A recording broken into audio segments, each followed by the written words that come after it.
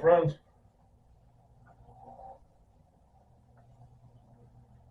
Let me get us a little bit closer here.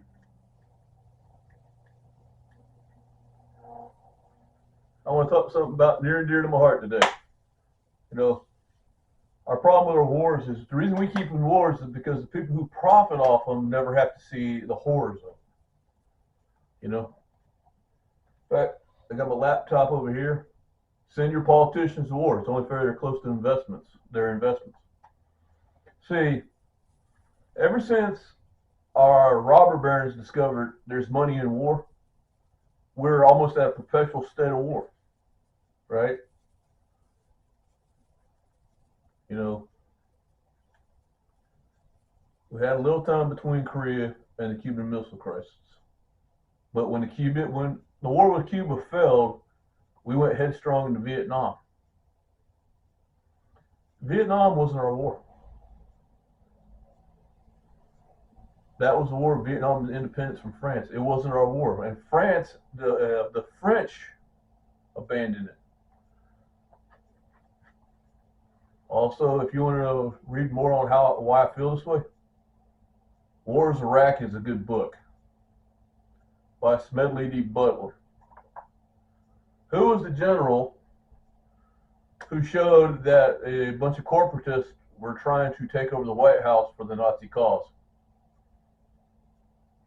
But you look at it, you know, one of the reasons they didn't want Trump in the White House was because he wasn't going to start new wars. In fact, we've gone, ever since the 80s, we've looked for conflict. And it seems like, you know, we helped out in Afghanistan, went to Grenada. We went to places to go find wars. Desert Storm kicked off. We left Desert Storm, went to Somalia to Kosovo. Then 9/11 happened. We went to Afghanistan, went right back into Iraq. Now, as those wars draw down, we have Joe Biden right now trying to push us into the Ukraine. The problem is family, you know, the people who get profits off this, they're not the ones whose boys are coming home in a box. They're not the ones whose daughters are losing husbands or boyfriends. They're not the ones who are burying their damn nieces and nephews, brothers and sisters. They're not the children whose mother or father didn't come home. They're not the ones that have to deal with the people on the street dealing with the mental health problems from the PTSD. No, they just make profit. There's no consequences to their actions. And that's the horrible thing is they're making money off of everybody else's misery. But at the same time, they are not seeing the problems of it. The alcoholism, the drug abuse. You know, you got people them built up good people, built up everything else. They go fight the war. They come back. They have no jobs. They have a VA system that they have to wait in line for. You know, we take care of migrants more than we do our damn veteran population. And, you know, some veterans have actually taken care of themselves. The problem with the ones on the street is we don't know who the ones on the street are. Because you got so many scumbags damn saying they're a veteran that's never served a damn day in the military. So, you know, this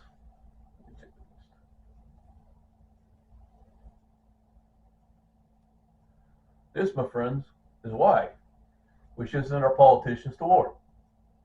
They need to be close to the investments.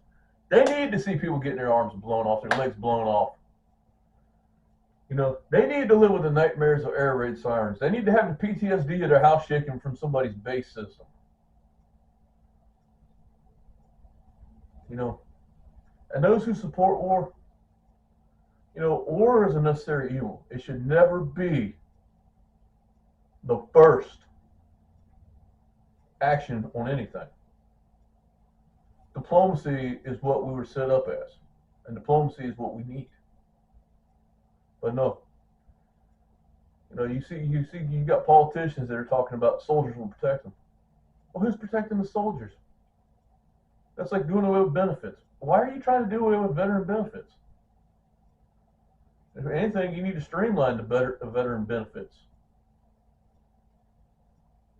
You need to actually have an active DD 214 to get veteran benefits.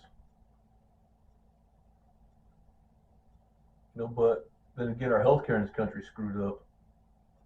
And it's funny is like everybody don't want to hear this, but we point to the VA. Let me get a drink of water here. Many veterans will point to the VA. They show you want the government in charge of your healthcare. Look at the VA. Waiting in lines.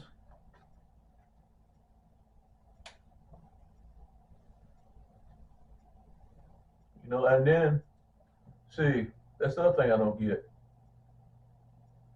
Now they're talking about veterans don't need firearms. Why? You trained us on stuff that, unless we're really rich, we'll never get hold of. Machine guns, tanks, artillery pieces. But you had no problem with us guarding us veterans, or the veterans, guarding the oil fields in Kuwait, guarding the poppy fields in Afghanistan. But you seem to have an issue with us guarding our families with semi-automatic weaponry. This, my friends, is why I say we need to send our politicians to war. Let them go fight. Let them go come home missing body parts, not able to sleep, having nightmares.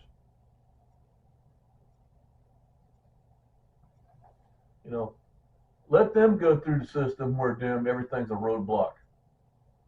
Take away their golden tickets. In fact, the ones that made the war profiteering should be invested in them fixing the veteran system. We made your money, now pay for us. And that's the end of this rant. And I want everybody to have a nice day. And remember, send your politicians to war. It's only fair they're close to their investments.